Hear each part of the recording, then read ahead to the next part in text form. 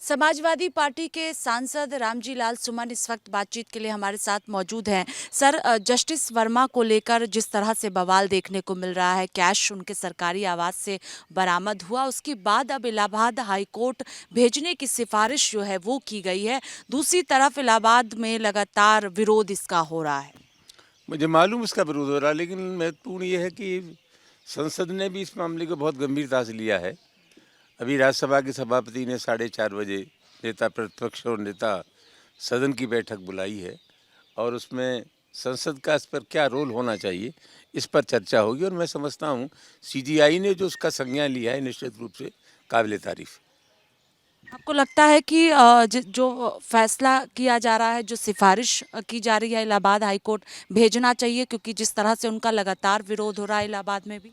निश्चित रूप से न्यायपालिका में अगर कहीं खामियां हैं, न्यायपालिका में कहीं करप्शन है, तो उसका संज्ञान लेना चाहिए। और मैं समझता हूँ मेरी दृष्टि से जो कुछ हुआ है ठीक हुआ है और ज़्यादा सख्त कार्रवाई की ज़रूरत है।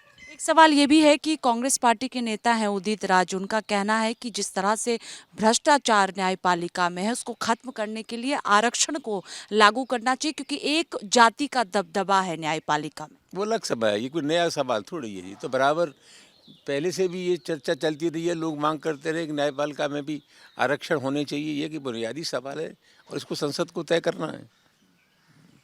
एक और सवाल है सर कि उत्तर प्रदेश सरकार को 8 साल पूरे हुए हैं। लगातार विकास किस तरह से किया गया है, ये तमाम नेताओं द्वारा कहा जा रहा है। मुख्यमंत्री खुद कह रहे हैं कि डबल इंजन की सरकार ने खूब विकास उत्तर प्रदेश में किया है। किस तरह से समाजवादी पार्टी देख रही है ना 8 सालों को? देखिए, 8 वर्ष हो गए योगी की सरकार को। वो क्या दावा करते हैं और हम क्या कहते हैं, इससे ज़्यादा महत्वपूर्ण ये है कि उत्तर प्रदेश की जनता क्या एहसास करती है। मोदी जी ने अपनी सरकार के बारे में जो घोषणाएं की हैं, जो तथ्य पेश किए हैं, जो ये बताया है कि हमने बहुत ज़्यादा काम किया। असल सवाल ये है, भ्रष्टाचार बढ़ा है, महिलाओं पर अत्याचार बढ़े हैं, कानून व्यवस्था की स्थिति बिगड़ी है और सबसे बड़ा सवाल ये है, सामाजिक सौहार्द बिगड़ा है।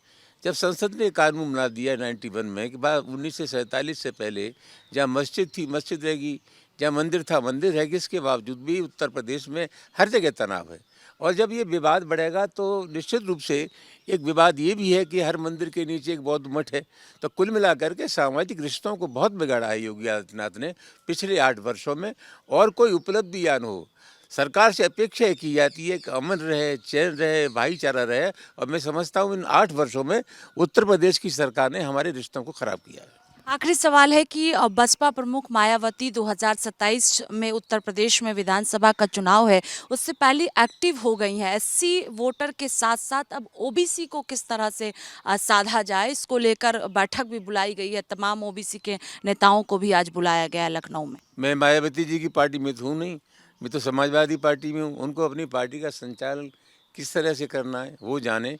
लेकिन कोई वर्ग हमारी तरफ मुखातिब होगा तो इस आधार पर मुखातिब होगा कि हम क्या कर रहे हैं उनके लिए, हम उनके मुद्दे हम उठा रहे हैं कि नहीं उठा रहे। सबसे ज़्यादा दुर्भाग्यपूर्ण स्थिति ये है कि वो घर से निकलती नहीं है। उनको अगर कुछ करना है तो निकलना पड़ेगा। और मैं समझता हूँ लोगों में जब ये भरोसा पैदा हो जाएगा कि हमारे हकों के लिए काम कर रही है, तो लोग उनकी तरफ मुखातिब हो सकते हैं। लेकिन ये उनके आचरण पर डिपेंड करता है। आप लोग भी लगातार पीडीए की बात करते हैं, भारतीय जनता पार्टी भी ओबीसी एससी की बात कर रही है, कांग्रेस पार्टी भी फोकस की हुई है। लगता है कि जो ओबीसी के वोटर हैं वो समाजवादी पार्टी के पास 2027 में रहेंगे? हमारा प्रयास है, हम लोग कोशिश कर रहे हैं और लगातार पंचायतें पीडीए की चल रही है और उसका बहुत अच्छा रेस्पॉन्स भी है। तो हम प्रयास ही कर सकते हैं लोगों के बीच में जा कर के। और हमारा प्रयास है कि निश्चित रूप से उत्तर प्रदेश के लोग अगले चुनाव में हमारी तरफ मुखातिब होंगे। बहुत शुक्रिया बातचीत के लिए। कैमरा पर्सन देवेंद्र के साथ स्वाति पाठक, भारत समाचार, दिल्ली।